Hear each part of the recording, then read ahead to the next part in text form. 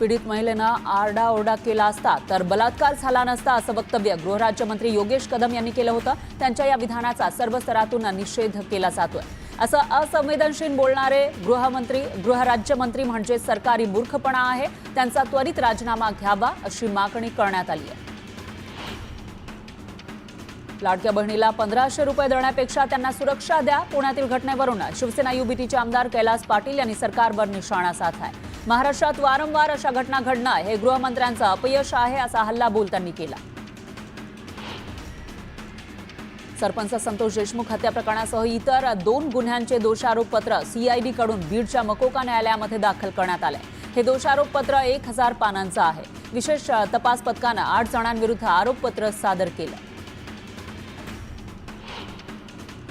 बारामती सोमेश्वर कारखान्याची निवडणूक लोकशाही पद्धतीने व्हावी। एकाच घरामध्ये 2 पॅनल होत असल्यानं सभासद योग्य तो न्याय करतील। मतदाराच्या मतदानाचा खरं महत्त्व मिळावं असं विधान परिषदेचे सभापती राम शिंदे यांनी केलं आहे आणि पवार कुटुंबियांना लक्ष्य केलं। मराठी भाषेतून MA पदवी पूर्ण करणारे कर्मचारी आणि अधिकाऱ्यांना अतिरिक्त वेतनवाढ न देण्याच्या निर्णयावरून ठाणे महापालिकेला खडे बोल ऐकावे लागले। उपमुख्यमंत्री एकनाथ शिंदे यांनी या वृत्ताची दखल घेतली आणि या कर्मचाऱ्यांची वेतनवाढ न रोखण्याचा आदेश दिला। लोणावळ्यातील पर्यटकांची आणि कार्ला इथल्या भाविकांची वाढती संख्या लक्षात घेता दोन्ही ठिकाणी सुरक्षेच्या दृष्टीने पर्यटक पोलीस ठाणे स्थापन केलं जाणार असल्याची माहिती उपमुख्यमंत्री अजित पवार यांनी दिली आहे। तर मंत्रालयाकडे पाठपुरावा करणार आहोत असं सुद्धा अजित पवार यांनी सांगितलं। महायुती सरकारनं 2024-25च्या अर्थसंकल्पात 8,23,344 रुपयांची तरतूद केली होती। मात्र प्रत्यक्षात सर्व विभागांचा एकत्रित निधी वापर हा 3,58,765 रुपये म्हणजे एकूण निधीच्या केवळ 43% झालाय। यंदाचा खर्च हा गेल्या 5 वर्षातील नीचांकी ठरलाय। डहाणू आणि पालघर विधानसभेमध्ये शिवसेनेत जोरदार इनकमिंग सुरू आहे। पालघरचे शिवसेनेचे जिल्हाप्रमुख कुंदन संखे आणि आमदार राजेंद्र गावित यांच्या नेतृत्वाखाली डहाणू पंचायत समितीच्या 4 माजी सदस्यांसह 4 सरपंच, 3 उपसरपंच आणि शेकडो कार्यकर्त्यांनी शिवसेनेत प्रवेश केला। राम शिंदे हे महाराष्ट्राचे भावी मुख्यमंत्री व्हावेत अशी इच्छा ओबीसी नेते लक्ष्मण हाके यांनी व्यक्त केली आहे। हवं असलेल्या धनगर समाजाच्या संख्याबळामुळे महाराष्ट्राचे मुख्यमंत्री राम शिंदे होऊ शकतात असं हाकेंनी म्हटलंय। धनगर समाजाला सत्तेचा वारसा असल्याचा दाखलाही हाकेंनी दिला। विधान परिषदेच्या सभापतीपदी राम शिंदे यांची निवड झाल्याबद्दल लातूरच्या लोकमाता अहिल्या प्रतिष्ठान आणि समस्त धनगर समाजाच्या वतीनं त्यांचा जाहीर सत्कार करण्यात आला। या प्रसंगी लातूर जिल्ह्यातील धनगर समाजाच्या विविध क्षेत्रातील मान्यवरांची मोठ्या संख्येने उपस्थिती होती। काँग्रेसचे प्रदेशाध्यक्ष हर्षवर्धन सपकाळ यांची नवी मुंबईतील काँग्रेसच्या कार्यालयाला अचानक भेट झाली। आगामी महापालिका निवडणुकीच्या कामाला लागण्याचे आदेश हर्षवर्धन सपकाळ यांनी दिले। स्वारगेट डेपोतील घडलेल्या बलात्काराच्या घटनेनंतर एसटी प्रशासनासोबत सरकारवरही टीकेचा भडीमार होतोय। त्याच पार्श्वभूमीवर परिवहन मंत्र्यांनी तातडीची बैठक घेत राज्यातील एसटी डेपोंचं सुरक्षा ऑडिट तात्काळ केलं जावं असे आदेश अधिकाऱ्यांना दिले। त्यासह भंगार गाड्या तातडीनं हटवा असे आदेशही दिले। दरवर्षी होळीनंतर सुरू होणारा उन्हाळा यंदा फेब्रुवारी महिन्याच्या शेवटच्या आठवड्यातच सुरू झालाय। राज्यातील सरासरी तापमान 40 अंशांवर पोहोचलंय। तर मुंबईसह कोकणात उन्हाचे चटके जाणवू लागलेले आहेत, त्यामुळे नागरिक हैराण झाले। अहिल्यानगरचे खासदार निलेश लंके यांनी नगर शहरातील बस डेपोंची पाहणी केली। तातडीनं डेपोतील सुरक्षा सुधारण्यासाठी अधिकाऱ्यांना सूचनाही दिल्या।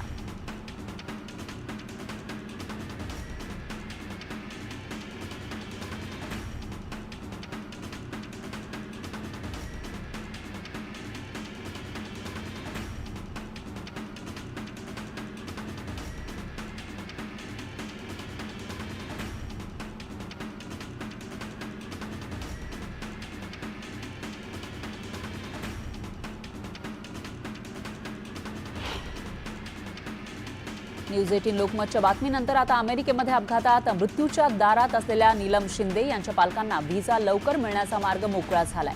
राजकीय नेत्यांनी पाठपुरावा करत नीलमच्या पालकांना व्हिसा मिळवण्यासाठी हालचाली सुरू केल्या।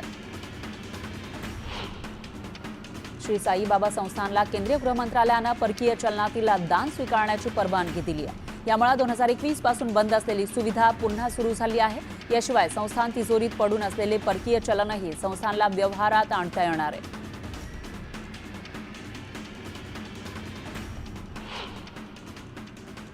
यानंतर एक ब्रेकिंग न्यूज आहे. कराडला जेलमध्ये व्हीआयपी सुविधा मिळतात अशी माहिती सूत्रांनी दिलेली आहे. तर कराडला स्पेशल जेवण दिलं जात आहे अशी माहिती सूत्रांनी दिलेली आहे. वाल्मिक कराड खंडणी प्रकरणामध्ये तो जेलमध्ये आहे. मकोका त्याच्यावर लागलेला आहे. तर त्याच्यावर आता कोण ही व्हीआयपी ट्रीटमेंट देते, कोणते कर्मचारी त्याला या सोयी सुविधा पुरवतायत असा सवाल उपस्थित होतोय. खंडणी आणि हत्या प्रकरणातील आरोपी वाल्मिक कराडला जेलमध्ये व्हीआयपी सुविधा मिळत आहेत. या संदर्भात धक्कादायक माहिती आता समोर आली आहे. विशेष म्हणजे या माहितीमध्ये वेळ आणि तारखेसह उल्लेख करण्यात आला आहे. कधी कशा पद्धतीने त्याला व्हीआयपी ट्रीटमेंट देण्यात आली याचा तारखेसह आणि वेळेसह उल्लेख करण्यात आलाय. तर जेलमध्ये वाल्मिक कराडला मदत करणाऱ्या कर्मचाऱ्यांची नावंही समोर आलेली आहे. त्यामुळे खळबळ माजली आहे. तर समोर आलेल्या माहिती संदर्भात देशमुख कुटुंब जेल प्रशासनाकडे माहितीच्या अधिकारामध्ये संपूर्ण माहिती मागणार आहे. समोर आलेल्या माहिती संदर्भात कारागृह अधीक्षक मुलानी यांनी अधिकृत प्रतिक्रिया दिलेली नाहीये. तर दिलेली माहिती जर संपूर्ण खरी असेल तर हे धक्कादायक आहे. आणि याविषयी अधिक माहितीसाठी आपले प्रतिनिधी सुरेश जाधव हे आपल्यासोबत थेट जोडले गेलेले आहेत बीडमधून. सुरेश, काय सांगाल? एकतर हा आरोपी हत्या आणि खंडणी प्रकरणातला त्याच्यावर अनेक आरोप होताना दिसून येत आहेत. त्याला मात्र व्हीआयपी ट्रीटमेंट कुठेतरी जेलमध्ये मिळतीये.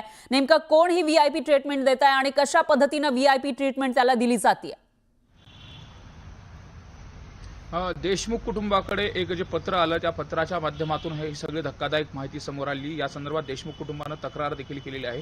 विशेष म्हणजे आपण जर यामध्ये बघितलं तर वाल्मिक कराड व इतर जे आरोपी आहेत त्यांना जी व्हीआयपी ट्रीटमेंट दिली जाते त्याचा पाडाच त्या संपूर्ण पत्रामध्ये वाचण्यात आलेला आहे. त्यामध्ये देशमुख कुटुंबांनी जी माहिती दिली यामध्ये वाल्मिक कराड याला जेलमध्ये फोनची सुविधा दिली जाते, नातेवाईकांना बोलण्यासाठी देखील सुविधा दिली जाते. विशेष व्हीसीद्वारे ज्या मुलाखती केल्या जातात त्या मुलाखतीचा वेळ हा 2 तासापेक्षा जास्त वाढवला जातो. त्याचबरोबर वकील भेटायला येण्याच्या नावाखाली अनेक जे सहकारी आणि मित्र आहेत त्यांना देखील भेटू दिलं जातं. अशा पद्धतीची माहिती आहे ती धक्कादायक माहिती समोर आली. विशेष म्हणजे चहा स्वतः कर्मचाऱ्यांनी हा चहा स्वतः बनवून दिलेला आहे. त्याचबरोबर निकोटीन आणि जे नशेचे पदार्थ आहेत ते दिल्याचा देखील उल्लेख करण्यात आला आहे. त्यामुळे एकंदरीतच वाल्मिक कराड जेलमध्ये आहे.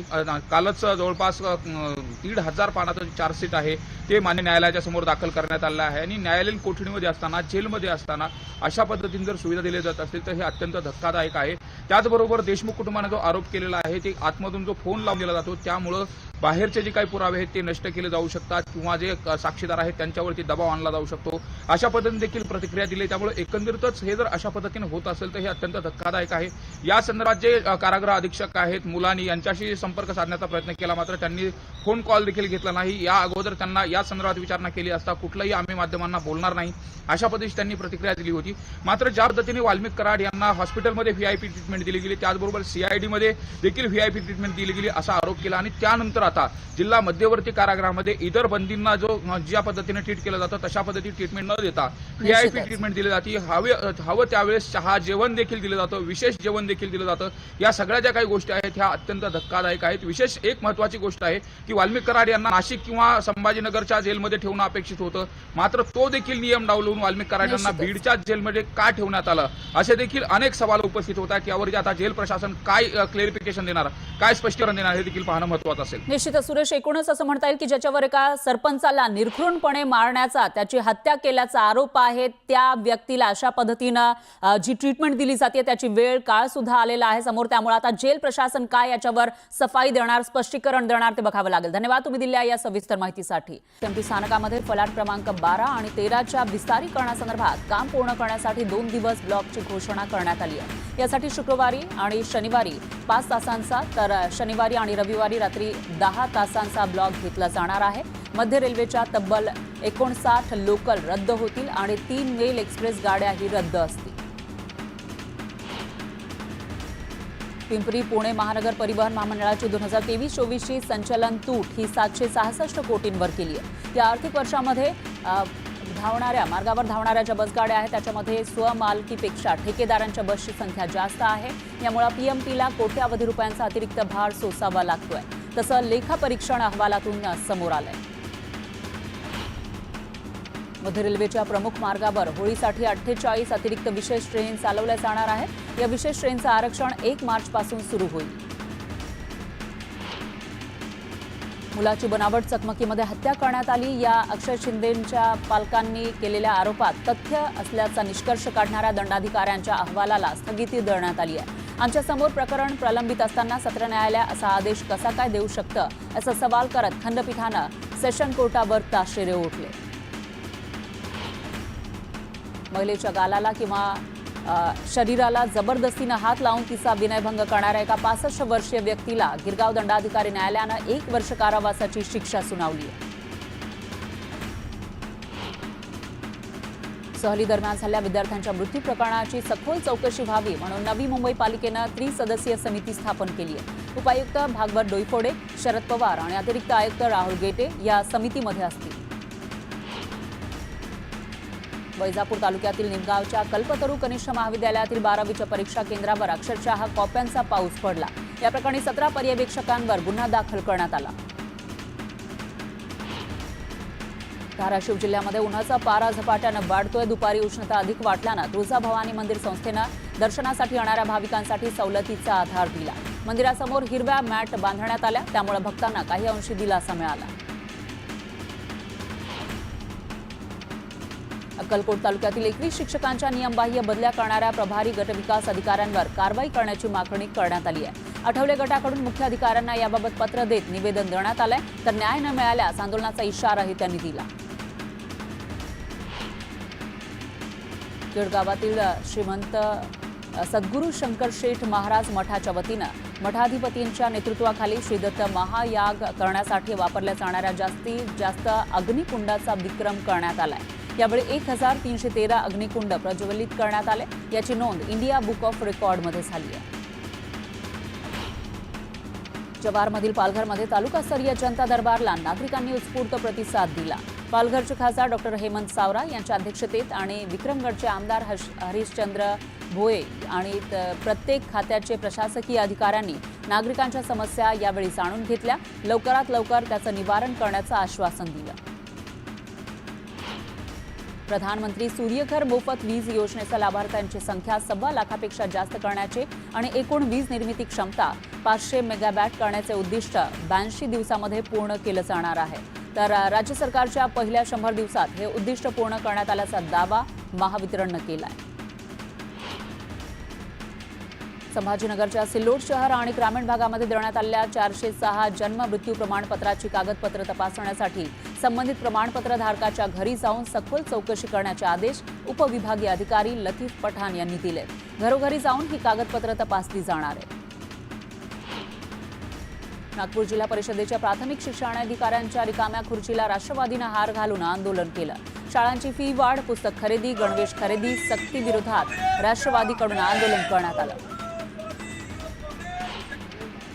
पुणे ते नाशिक दरम्यान इलेक्ट्रिक शिवाई बसचा चालक नशेत गाडी चालवत असल्याचा आरोप प्रवाशांनी केला. चालक दारूच्या नशेमध्ये असल्याने प्रवाशांनी राजगुरू नगर आगारामध्ये बस रोखून धरली.